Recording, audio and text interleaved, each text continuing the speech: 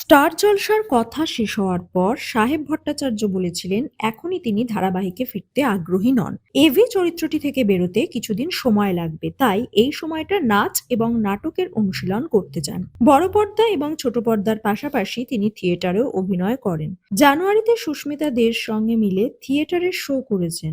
বেশ কিছুদিন আগে শোনা গেছিল সাহেব আবার ধারাবাহিকে ফিরছেন। তার বিপরীতে সুস্মিতা নন, গীতা এলএলবি খ্যাত নায়িকা হিয়া।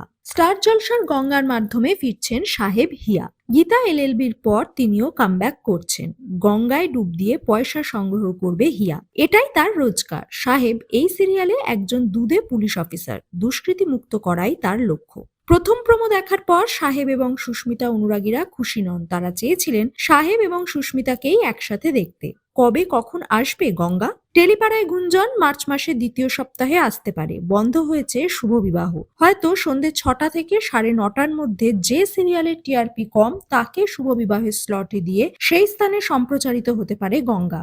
রাত্রি 9:30টায় আরম্ভ হয়েছে মিলন হবে কত দিনে। রেটিং চার্টে যথেষ্ট পিছনে, তাই মিলন হবে কত দিনের সময় পরিবর্তিত হতে পারে। তবে সদ্য শুরু হওয়া ধারাবাহিক নিয়ে কোনো মন্তব্য করেনি চ্যানেল কর্তৃপক্ষ।